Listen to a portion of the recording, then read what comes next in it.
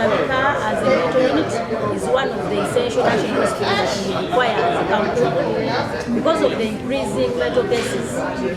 For a report that has just come out on the population, 71% of unemployment in mental illness. But when you look at the funding that we give to the people of the hospital of Butabika, it is very underfunded. The director knows that they would have required the funding of say 120 million, they only get 20 million. Number two, they are very understaffed. They have a bed capacity of 550 beds. They have 1,200 patients. That is close to 200 over congestion, old congestion. With the staffing, they have a requirement of 700 plus staff. Only have 400. So when you read the regulations of Butabika and the services they render, they are very underfunded, very understaffed, but also they have administrative challenges internally. Though much as they complain about the funding, but this is the very system that comes to give the costs. They fail to comply to the alignment of their strategic plans.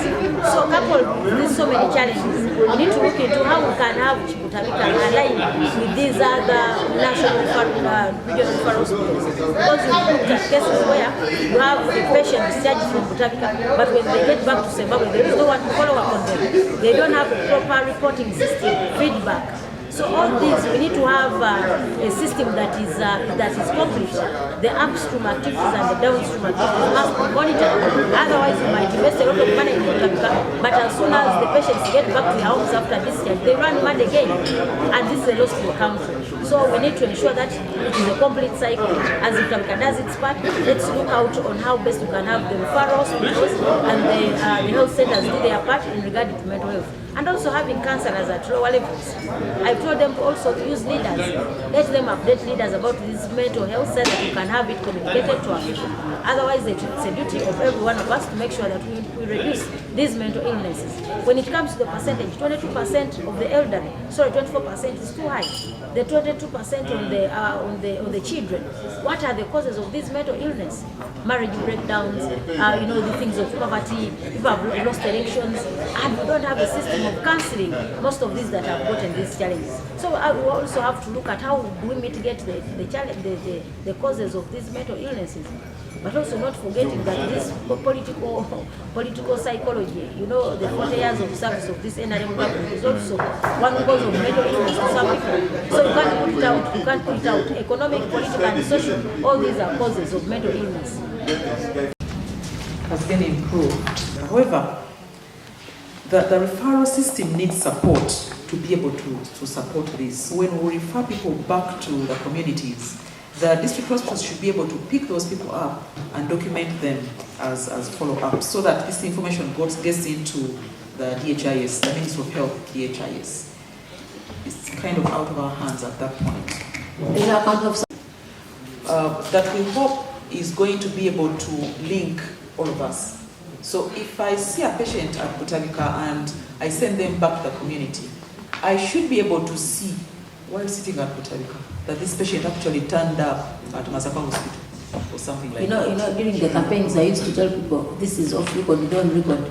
I used to tell people, when our government comes in power, account, the money that you are given for good and service is actually less than what you spent in your financial statement of financial performance. And that's the difference of 13,000. So meaning that what you call cleaning services, you had been given money for cleaning services, but you went ahead and acquired more services which were not budgeted for.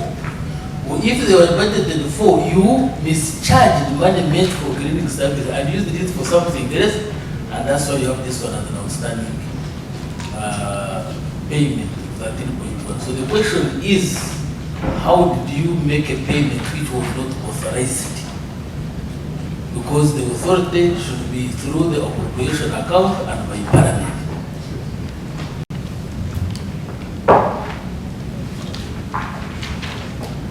As communicated earlier, the budget was fully utilized, and we even had we got 105% utilization.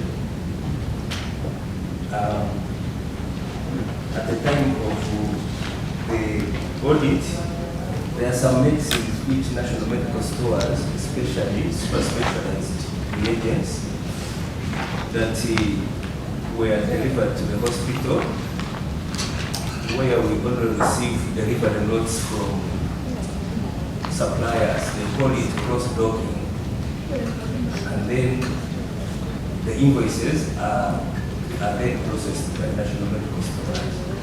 So those invoices have not been delivered to us, but in the attachment they have been provided, and the reconciliation is fully done.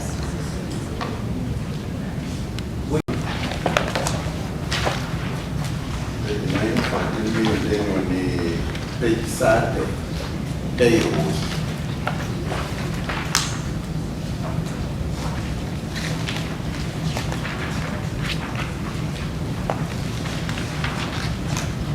Page 9 and page 30, you read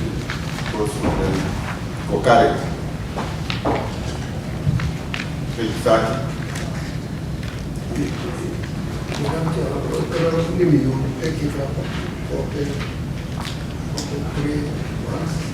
With one line. Dedicated on the note 28. Note 28.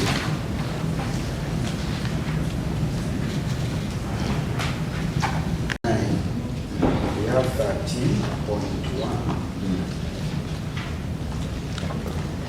for payables. This is one which is named outstanding at the close of the financial year in respect of cleaning services that were not paid. So when you go to page 30, we are trying to classify them further in the form of current and non-current. So this one is for the year, the 13.1. That's how we have picked it.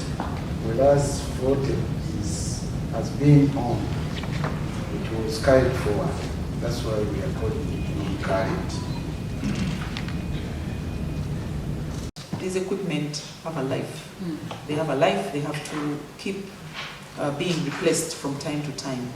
But we have since brought on board a lot of new equipment that were not there. For example, now we have an MRI machine in Butabika, one of the only 2 in government, MRI. There's no better way to examine the brain than to use an MRI. It was not there. It's a very expensive machine. But now we have it, and we just keep maintaining it. So they did equip, but the equipment have a life, especially these days. Most of the equipment are digital. They do have a life. Definitely. They have to be replaced. So if you don't have the budget to replace, you wait until you have it. In the meantime, you keep maintaining, but they keep breaking down until you have funds to replace. But now things are getting better, Honorable Chair. Things are not as bad as they look. They're getting much better. We have our medical engineer here. Has a lot of equipment now to work with. The impact is big because the conditions we're treating, Honorable Chair, are generally chronic conditions. We need to have medication to keep people well.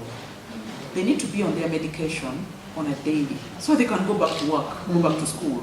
So the stockouts mean that people are not getting that medicine at the time they need. That means they will relapse, get ill again, and come back for admission, which we want to avoid. So we really need the medicines. And next year, we've been promised an additional 4 billion shillings.